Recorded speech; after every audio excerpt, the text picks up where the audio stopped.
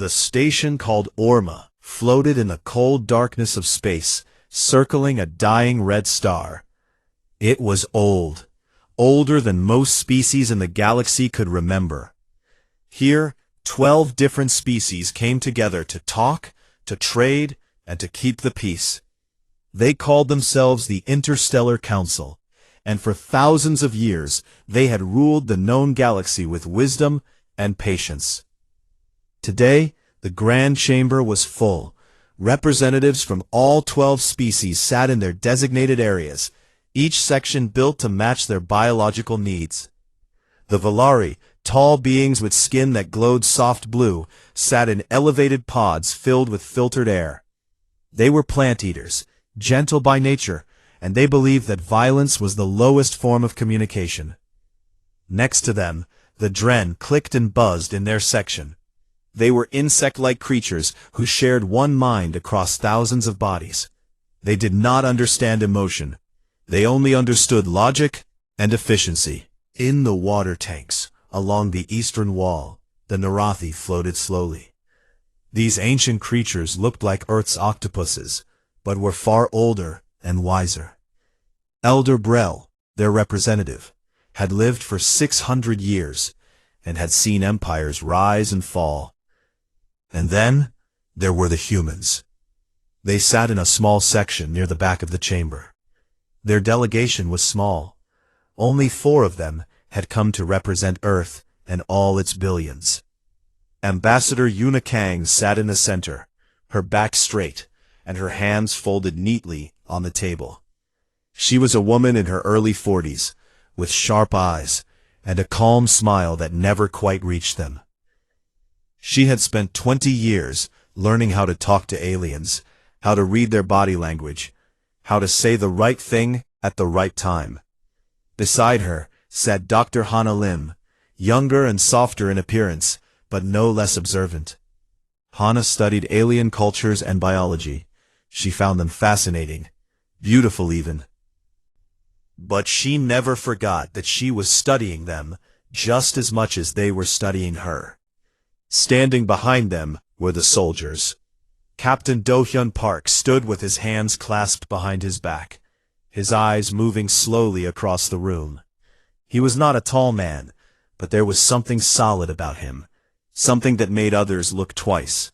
He had served in Earth's military for 15 years before being assigned to the diplomatic corps. He did not speak much, but he saw everything. Beside him stood Lieutenant Minho Choi, younger and eager, but trained well. Minho's job was simple: protect the ambassador. He took this job very seriously. The Council had accepted humanity only 2 standard cycles ago. In galactic terms, humans were babies, newcomers. Most species did not pay them much attention. Humans were not particularly strong like the Gorath, who could crush metal with their bare hands. They were not fast like the Silith, who moved like living lightning. They were not intelligent like the Dren, who could calculate the trajectory of 1,000 ships in seconds. Humans were just average, middle of the road, nothing special. At least, that was what the Council believed. Representative Omis of the Valari turned his long neck toward the human section. His skin pulsed with soft light as he spoke. "The human delegation seems uncomfortable," he observed to Elder Brel. "They keep moving, looking around. Are they unwell?" Elder Brel extended one tentacle in a gesture of uncertainty. "They are a young species. Perhaps they are simply nervous." "They have been nervous for 2 cycles," Olnus replied. "Every meeting, they are the same. Watching, waiting. It is unsettling." In the human section, Do-hyun heard the comment through his translator earpiece. He simply continued scanning the room, noting the positions of the guards, the locations of the exits, the way the light panels flickered slightly near the northern corridor. It was probably nothing, but Do-hyun had not survived 15 years of combat by ignoring small details. "Captain," Yuna said softly, without turning around, "you are making the Valari uncomfortable." "I know," Do-hyun replied. "I will try to blink more." Hana covered her mouth to hide a small smile. Minho remained still, but his eyes briefly flickered with amusement. The session continued. Trade agreements were discussed. Border disputes were mediated. The humans were asked to speak only once regarding a minor shipping route near Earth's solar system. Yuna handled it perfectly, agreeing to terms that were slightly unfavorable to Earth, but would build goodwill with the other species. It was a smart move. Patience was humanity's greatest diplomatic tool. Let the others think they were winning. Let them underestimate. Time was on humanity's side. During a break in the session, Hana walked to the observation window and looked out at the dying star. Minho followed, standing a respectful distance behind her. "It is beautiful," Hana said. "Even dying, it still burns." "Everything dies," Minho replied. "The beauty is in how it fights until the end." Hana turned to look at him. "That is very philosophical for a soldier." Minho shrugged. "My grandmother used to say it. She survived 3 wars on Earth. She said humans are like that star. We burn until there is nothing left." Before Hana could respond, Do-hyun approached them. His face was calm, but Hana had learned to read him over the past 2 years. Something was wrong. "Captain?" she asked.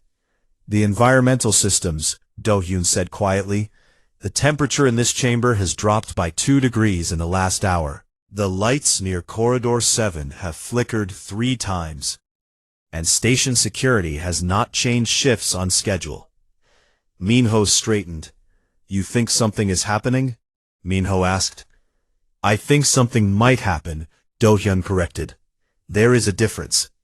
But I want you to stay close to the ambassador when the session resumes. And Dr. Lim, please stay near the Valari section. They are closest to the emergency exit." Hana nodded. She did not question him. She had learned that Do-hyun's instincts were rarely wrong. When the session resumed, the human delegation returned to their seats. Yuna noticed the slight change in her team's positioning, but said nothing. She trusted Do-hyun. If he was worried, then she should be worried too. But she was an ambassador, and ambassadors did not show worry. She smiled her diplomatic smile and folded her hands on the table. Across the chamber, Representative Omas watched the humans settle back into their seats. There was something different about them now. Something he could not identify. They sat the same way, smiled the same way, but something had changed. It was like watching calm water that hit a strong current beneath. "Elder Brel," Omas said quietly, "do you see it?" The old Narathi turned one ancient eye toward the humans. He studied them for a long moment. Then he made a sound that his translator could not properly convert. It was somewhere between wonder and unease. "I see it," Brel replied, "but I do not understand it." Neither did Omas. But for the first time in his long life, the Valari representative felt something he had not felt in centuries. He felt the ancient instinct of prey, sensing a predator nearby. He looked at the small, average, unremarkable humans sitting quietly in their section. And he felt afraid. The vote was routine, a simple matter of adjusting mining rights in the outer territories. Yuna had already prepared her statement, a careful balance of support for the larger species while protecting Earth's minor interests. She was about to speak when the lights went out. For 3 heartbeats, the grand chamber was completely dark. Then, the emergency lights flickered on, casting everything in a dim red glow. The Valari began to pulse with distress, their bioluminescent skin flashing in rapid patterns of fear. The Dren clicked frantically, their hive minds struggling to process the sudden change. Only the Narathi remained calm, floating silently in their tanks. "What is happening?" Omas demanded, his voice high with panic. Before anyone could answer, the main doors exploded inward. Do-hyun moved before the debris had finished falling. He grabbed Yuna by the arm and pulled her down behind the heavy council table. Minho did the same with Hana, covering her body with his own as shrapnel flew across the room. Years of training took over. There was no thought, only action. Through the smoke and chaos, figures emerged. They were Narathi, but wrong somehow. Their skin was scarred and pale, their eyes wild with desperation. They carried weapons that hummed with deadly energy. Neural disruptors. One hit could shut down a nervous system permanently. "The Hollow," Elder Brel whispered, his ancient voice filled with sorrow. "My lost children." The Hollow were exiles, Narathi who had rejected the peaceful ways of their species and turned to violence and crime. They lived on the edges of civilized space, raiding ships and stations for supplies. They were desperate, dangerous, and had nothing left to lose. 30 of them poured into the chamber. They moved fast, surrounding the council members before station security could respond. The few guards in the chamber were overwhelmed in seconds. One tried to fight back and was struck by a disruptor. He collapsed, his body twitching once before going still forever. The leader of the raiders floated to the center of the chamber. He was larger than most Narathi, his tentacles thick with muscle and covered in ritual scars. He carried a disruptor in each appendage, and his eyes burned with cold hatred. "No one moves," he announced, his voice echoing through the chamber. "No one speaks unless I allow it. You are all now property of the Hollow. Your governments will pay for your return, or you will die here." Panic spread through the chamber. The Valari froze completely, their bodies going rigid with terror. It was an ancient response, built into their biology from millions of years of being prey. When faced with predators, they simply stopped moving. The Dren tried to negotiate, their hive mind calculating odds and proposing logical solutions. But the Hollow leader was not interested in logic. He wanted fear. He wanted power. Elder Brel attempted to reason with his exiled kin. "Please, children, this is not the way. Violence will only bring more suffering." The leader laughed, a wet and ugly sound. "Suffering? You know nothing of suffering, Elder. You sit in your comfortable tanks while we starve in the darkness. Today you will learn what suffering truly means." From behind the council table, Do-Hyun assessed the situation. 30 hostiles. Neural disruptors with an effective range of 15 meters. The exits were blocked. Station security was either dead or locked out. Communications were jammed. The other species were useless in a fight. The Valari were paralyzed. The Dren were too slow. The Narathi could not move on land. But Do-Hyun had seen worse. He looked across the room and found Minho's eyes. The younger man was crouched behind an overturned chair, protecting Hana with his body. They were 12 meters apart, with 8 hostiles between them. Minho raised his left hand slightly, showing 3 fingers, then 2, then made a small circular motion. Do-Hyun understood. 3 targets on the left, 2 on the right. Circle around from behind. He nodded once, a movement so small that no one else would notice. Yuna saw the exchange. She had worked with Do-Hyun long enough to recognize when he was planning something. She touched his arm lightly. "Not yet," she whispered, her lips barely moving. "Wait for the right moment." Do-Hyun did not reply, but she felt him settle slightly. He was not going to act rashly. He was going to wait, watch, learn the enemy's patterns, and when the moment came, he would be ready. The Hollow leader began making demands. He wanted a ship. He wanted fuel. He wanted safe passage out of council space. The Dren tried to negotiate, offering reasonable terms. But with each counteroffer, the leader grew more agitated. He was not a reasonable being. He was a predator who had tasted power and wanted more. 10 minutes passed, then 15. The tension in the room grew thicker. The Valari were beginning to hyperventilate, their bioluminescence flickering erratically. One of the Dren representatives collapsed, its hive mind connection overloaded by stress. Then everything changed. A young Valari aide, barely more than a child by their species standards, began to cry. The sound was soft at first, but it grew louder. The hollow leader turned toward the sound, his eyes narrowing with annoyance. "Silence that creature," he ordered. One of his soldiers approached the young Valari. The aide tried to stop crying, tried to be quiet, but fear had taken hold completely. The soldier raised his disruptor. "Please," the aide begged. "Please, I am sorry. I will be quiet. Please." The soldier looked back at his leader. The leader nodded.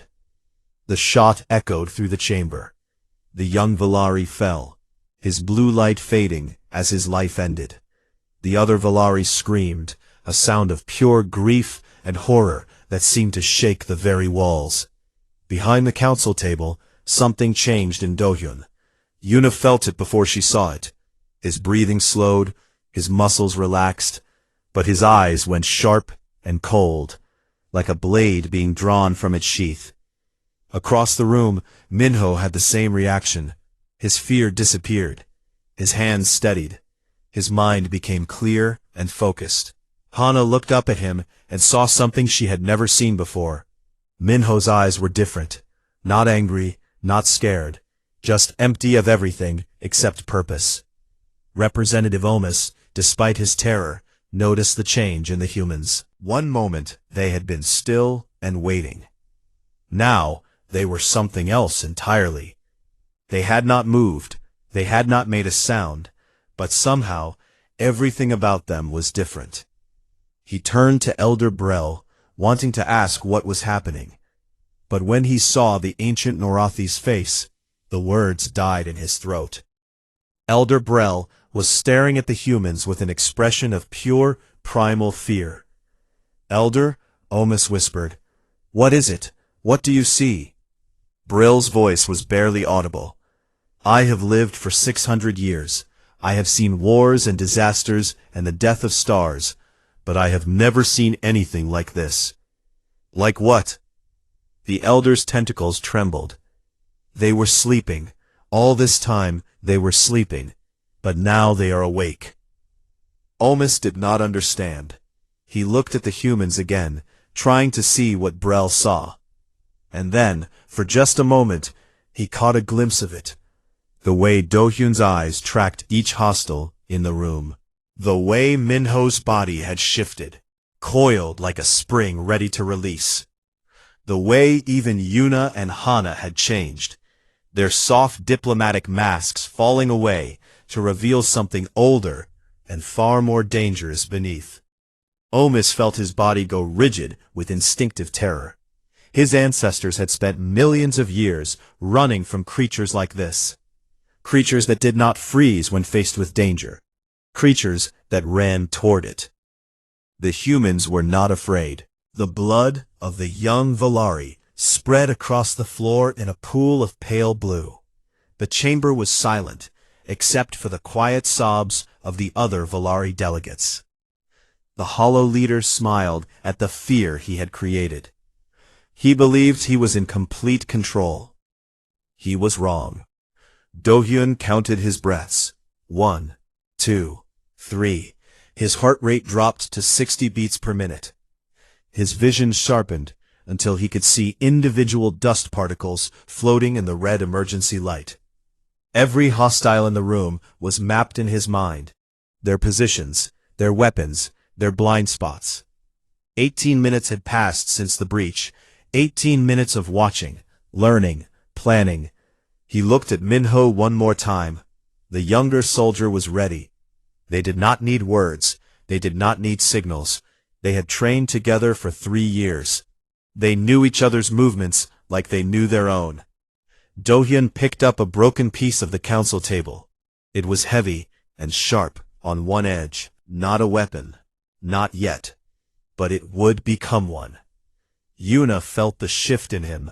She leaned close, her voice barely a breath. "Do-hyun, whatever you are about to do it fast." He did not answer. He was already moving. The first thing Do-hyun threw was not the piece of table. It was a small data pad, hurled hard toward the northern cluster of raiders. It was a distraction, nothing more. But it was enough. Every hostile in the room turned toward the sound for half a second. In combat, half a second was an eternity. Minho erupted from his position like a launched missile. He crossed 3 meters before the first raider could react, and drove his elbow into the creature's throat. The Norathi collapsed, choking. Minho did not stop.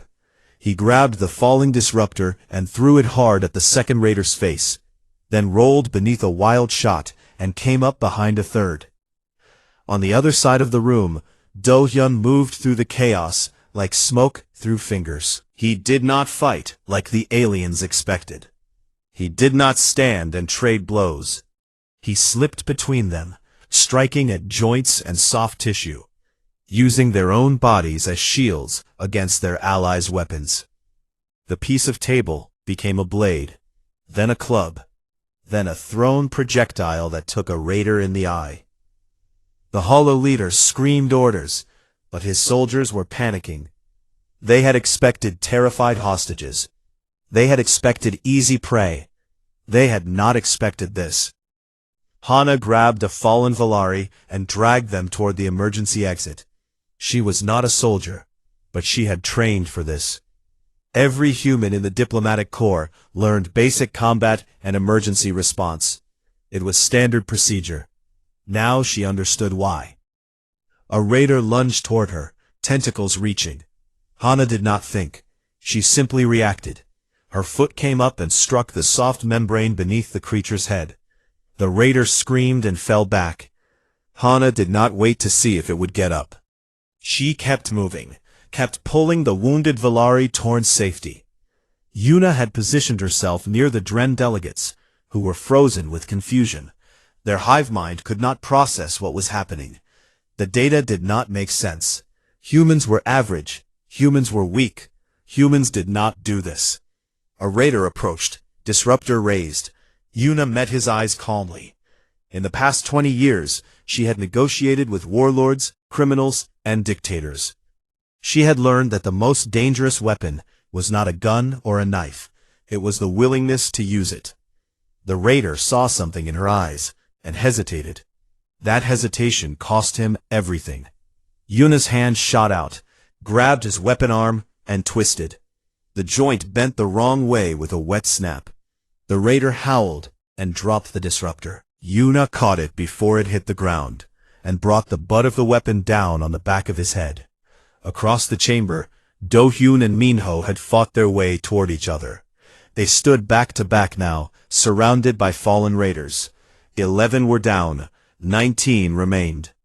The hollow leader was screaming, his voice breaking with fury and fear. Kill them! Kill the humans! Kill them now! The remaining raiders converged on the 2 soldiers. It should have been a slaughter. 19 against 2. The aliens had weapons and numbers. The humans had nothing but their bare hands and their will to survive.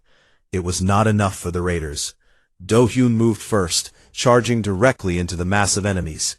It was insane, suicidal, exactly what the raiders did not expect. He crashed into their formation like a rock thrown into water, scattering them. Minho followed, targeting the ones who stumbled, who fell, who turned their backs for even a moment. The aliens later tried to describe what they saw. They used words like brutal and efficient and terrifying, but none of these words captured the truth. The truth was that Do-hyun and Minho were not fighting. They were hunting, and humans had been hunting for 200,000 years. Elder Brel watched from his tank, his ancient eyes recording every movement. He saw how the humans never stopped moving, never gave the enemy time to regroup, never showed mercy or hesitation. They were relentless, patient, inevitable, like water wearing down stone, like wolves chasing deer across endless plains. Persistence predators, that was the term. Species that did not need to be fast or strong. Species that simply kept coming, hour after hour, never stopping, never tiring, until their prey collapsed from exhaustion. The raiders began to understand. They began to feel something that their species had not felt in centuries: the primal terror of being prey. 4 minutes after the first punch was thrown, 11 more raiders were down. The remaining 8 broke and ran toward the doors. They had given up on hostages, given up on ransom. They just wanted to escape. They just wanted to survive. Do-hyun and Min-ho did not let them. They pursued, not running, but moving with a steady, unstoppable pace. The raiders were faster over short distances, but the humans never fell behind. They tracked the fleeing enemies through corridors and maintenance tunnels, cutting off escape routes, herding them like animals. Back in the chamber, Yuna and Hana had organized the remaining hostages. The Valari were in shock, unable to move on their own. Hana guided them gently, speaking in soft tones, treating them like frightened children. Because in many ways, that was exactly what they were. Prey species who had just witnessed something that existed only in their oldest nightmares. Representative Omas stared at Yuna with wide, unblinking eyes. "How?" he whispered. "How did you do that?" Yuna wiped blood from her hands with a piece of torn fabric. It was not her blood. "We are humans," she said simply. "This is what we are." "But you seemed so ordinary, so peaceful." Yuna smiled, but there was no warmth in it. "We are peaceful, most of the time. But peace is a choice, Representative. And when someone threatens the people we are sworn to protect, we choose differently." In the northern corridor, Do-hyun caught the last fleeing raider. The creature had cornered itself in a dead-end maintenance shaft. It raised its disruptor with trembling tentacles. "Stay back!" it screamed. "Stay away from me!" Do-hyun kept walking forward. His pace did not change. His expression did not change. He simply kept coming. The shot went wide. Its hands were shaking too badly to aim.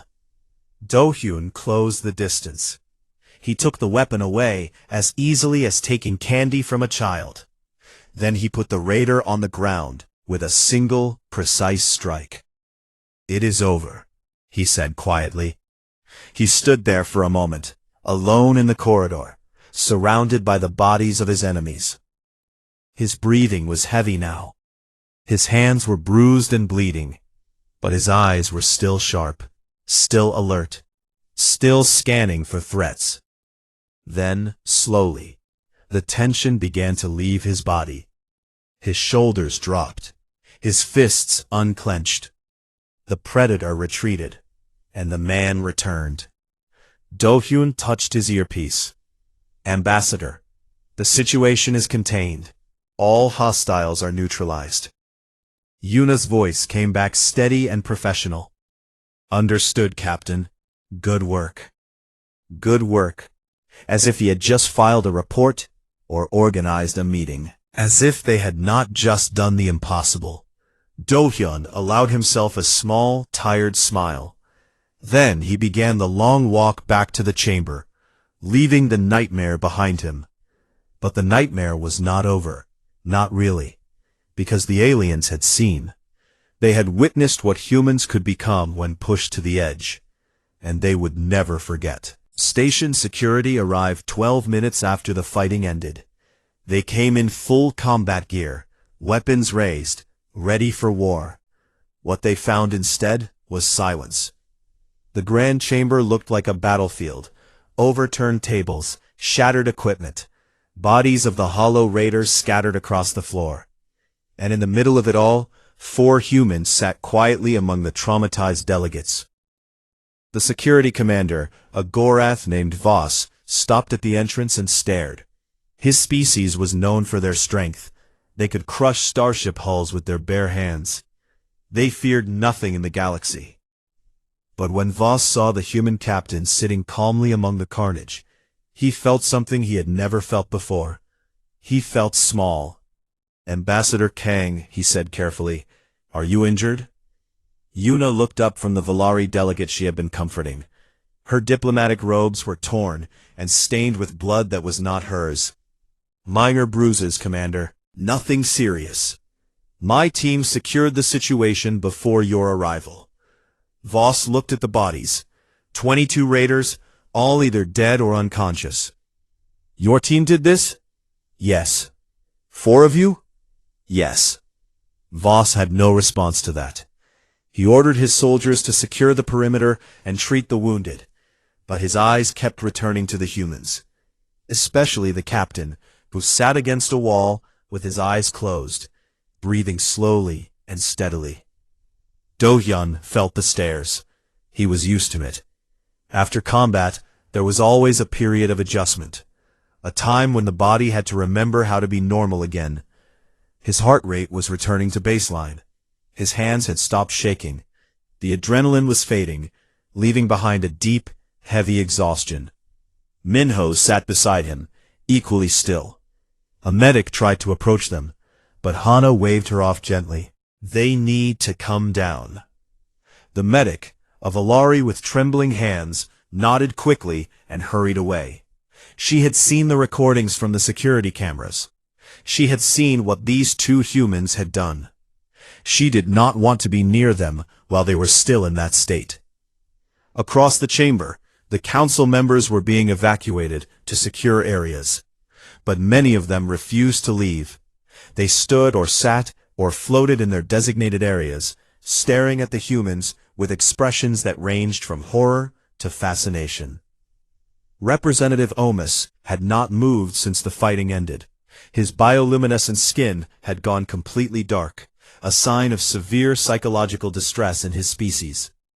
When a fellow Valari tried to guide him to safety, he shook his head slowly. I need to understand, he whispered. I need to know what I saw. Elder Brel had similar thoughts. The ancient Norathi floated to the edge of his tank, as close to the humans as he could get. He watched Do-hyun with the intensity of a scholar studying a newly discovered species. Captain Park, Brel said softly, may I speak with you? Do-hyun opened his eyes. They were normal now, tired and human. Of course, Elder. What you did here today, I have never witnessed anything like it. My people created the Hollow through our own failures. They are violent, desperate, dangerous, and you defeated 30 of them with 4 unarmed individuals. Do-hyun was quiet for a moment. We were not unarmed, Elder. We are never unarmed. I do not understand. Yuna approached, having finished organizing the evacuation of the most traumatized delegates. She sat down beside Do-hyun, her movements slow and deliberate. What the captain means is that for humans, our bodies are our weapons. Our hands, our minds, our endurance. We evolved on a world where everything wanted to kill us. Predators with claws and fangs. Prey that could crush us with a single kick. Disease, starvation, natural disasters.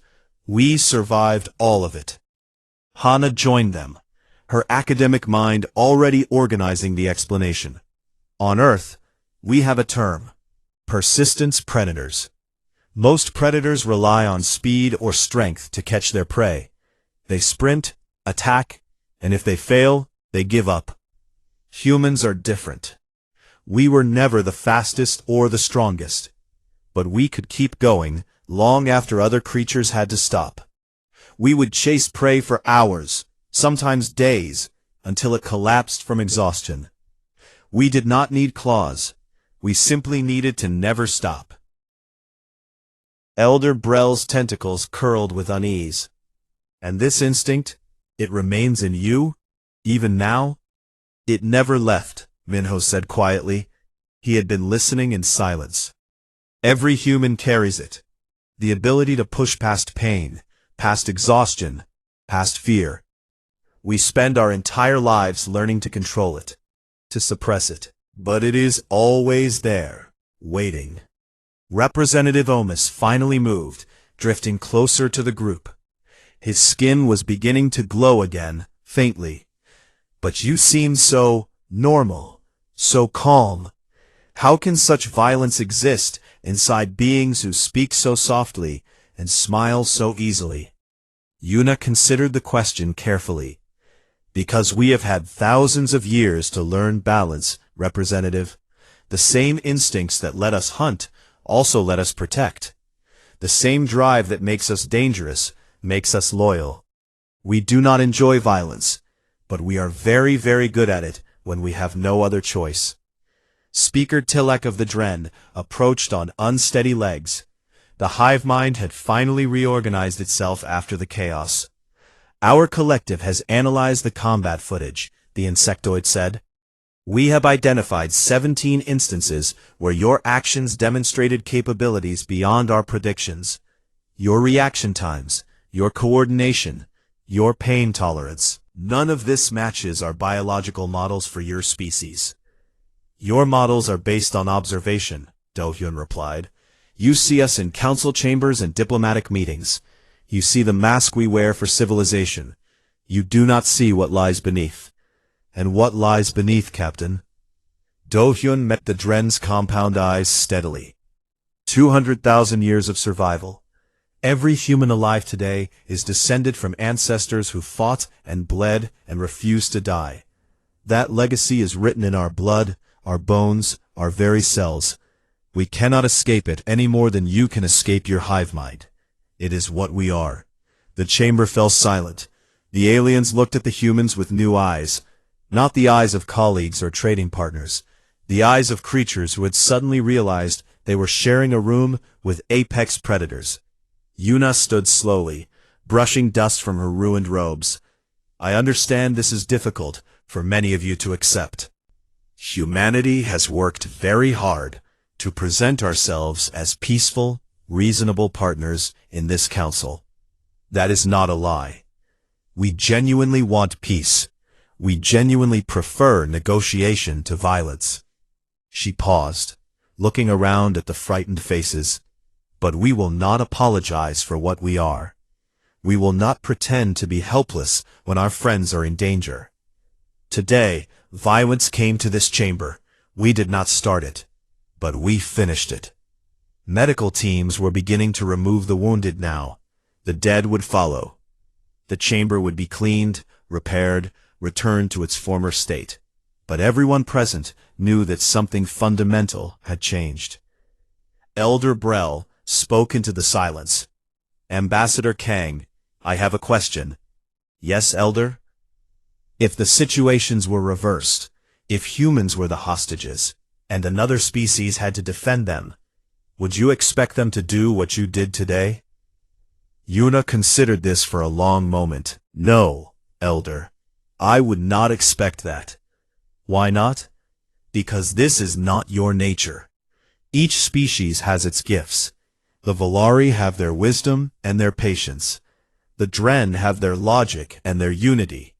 The Narathi have their longevity and their knowledge. Humanity's gift is different. We are survivors. We endure. We adapt. And when we must, we fight with everything we have. She looked at Do-hyun, who nodded slightly. Then she turned back to the council members. You asked what we are, Representative Omis. I will tell you. We are the species that refuse to be prey. We climb to the top of our food chain through nothing but determination, and the willingness to do whatever survival required. We have been fighting since before we could speak, since before we could think. It is the oldest part of us, and it will never, ever go away. The emergency lights flickered and died. A moment later, the main lights came back on, flooding the chamber with normal illumination. It felt like waking from a nightmare. But the nightmare was real, and the aliens now knew that the quiet, smiling humans sitting among them were not the harmless newcomers they had believed. They were something far more ancient, far more dangerous, and far more necessary. 3 days passed. The station was repaired. The dead were mourned. The wounded were healing. And the Interstellar Council gathered once more in the Grand Chamber. The room looked the same as before, but it felt different. There was a new energy in the air, a new awareness. Every delegate who entered glanced toward the human section, their eyes lingering for just a moment longer than necessary. Yuna led her team to their seats with the same calm composure she always showed. Her robes were new. Her hair was perfect. Her diplomatic smile was firmly in place. Beside her, Hana reviewed notes on her datapad. Behind them, Dohun and Minho stood at attention, their faces revealing nothing. To an outside observer, it would seem like nothing had changed. The humans were still the quiet newcomers in the back of the room, still average. Still unremarkable. But everyone in that chamber knew better now. The session began with a formal acknowledgement of the attack, and a moment of silence for those who had been lost. Then Representative Omis rose to speak. His bioluminescent skin pulsed with carefully controlled patterns as he addressed the assembly. 3 days ago, this chamber witnessed something unprecedented. A hostile force breached our most secure facility and took this council hostage. Our security forces failed to respond in time. Our own instincts failed us. Many of us froze, unable to act, unable to think. He paused, his lights flickering with shame. And in our moment of greatest weakness, 4 humans did what none of us could do. They fought. They protected us. They saved our lives. Murmurs rippled through the chamber, some of agreement, some of unease. Omis continued. I have spent 3 days trying to understand what I witnessed. I consulted our oldest records, our deepest memories, and I found something that troubled me greatly. He turned to face the human delegation directly. Your species has been among us for only 2 cycles. In that time you have been polite, cooperative, and peaceful.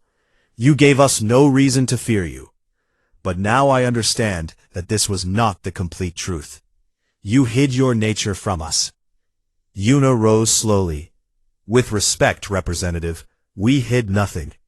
We simply did not display aspects of ourselves that were not relevant to our diplomatic mission. Would you have preferred we introduce ourselves with demonstrations of violence? Perhaps we would have appreciated honesty. We were honest. We are a peaceful species. We prefer negotiation. We build rather than destroy. Everything we told you about humanity was true. Yuna's voice remained calm, but there was steel beneath it. What you witnessed 3 days ago was also true. Both things can exist together. Humans are capable of great kindness and great violence. The circumstances determine which one emerges. Speaker Tillich clicked for attention. The Dren Collective has a proposal. Given the demonstrated capabilities of human combat personnel, we suggest that humans be assigned to security details on all council stations. Their abilities would significantly improve our defensive capabilities. Several species voiced agreement. Others remained silent. Elder Brell raised a tentacle. I support this proposal, but I also understand why some of our colleagues may have concerns. What we witnessed was not just effective, it was terrifying. Many of us come from prey species. The sight of pursuit predators in action awakens ancient fears that we cannot easily dismiss. A delegate from the Valari Secondary Council stood. Her voice trembled slightly. I must formally object. We have seen what humans become when provoked.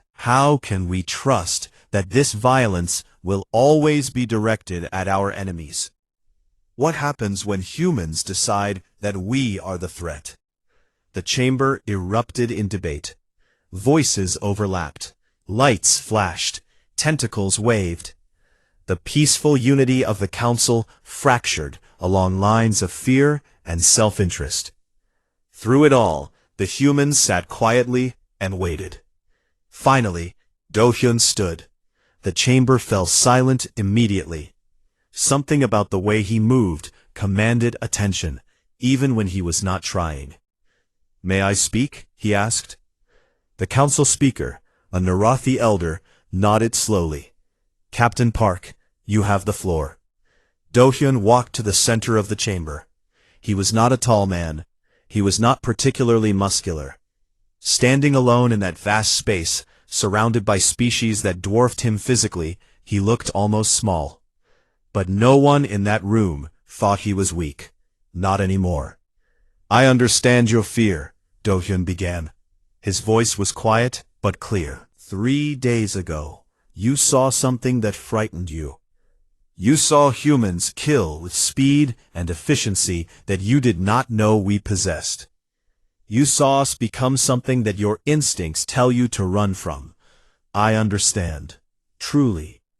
He paused, looking around the chamber, meeting eyes, acknowledging fears. "But I want you to understand something in return. What you saw was not bloodlust. It was not rage.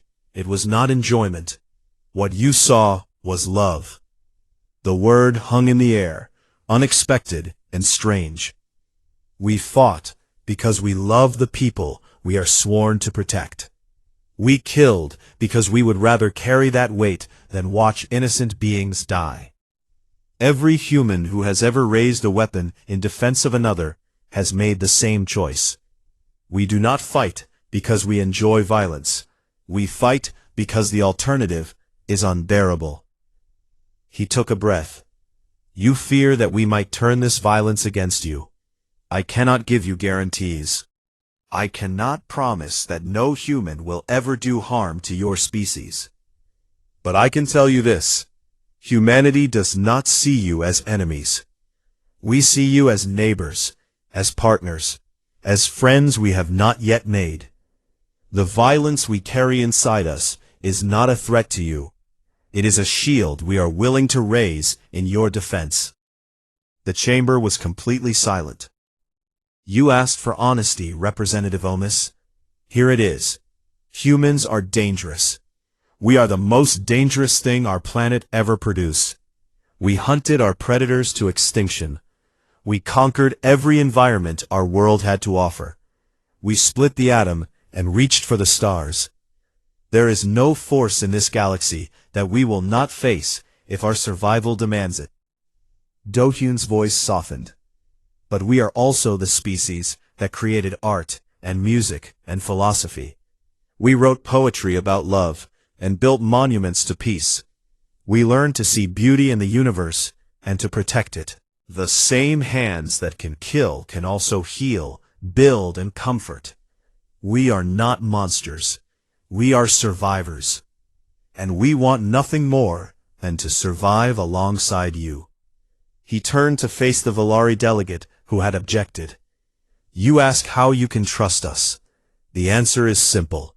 Trust is earned through actions, not words. We will continue to be peaceful. We will continue to negotiate. We will continue to build rather than destroy. And if danger comes to this council again, we will stand between you and that danger with everything we have. That is our promise. That is what humanity offers." Do-hyun returned to his seat. Yuna touched his arm briefly in silent thanks. The debate resumed, but the tone had changed. The fear was still there, but it had been joined by something else: respect, understanding, perhaps even the beginnings of trust. When the vote came, it was close but clear. Humanity would be offered expanded roles in galactic peacekeeping. Human advisors would be welcomed on Council security teams, and the small delegation from Earth would no longer sit in the back of the chamber. They would sit near the front, where everyone could see them. After the session ended, Elder Brel approached Ambassador Yuna in the corridor outside the chamber. His ancient body moved slowly, but his eyes were sharp and thoughtful. "Ambassador," he said, "I wanted to speak with you privately." "Of course, Elder." Brel was silent for a moment, gathering his thoughts.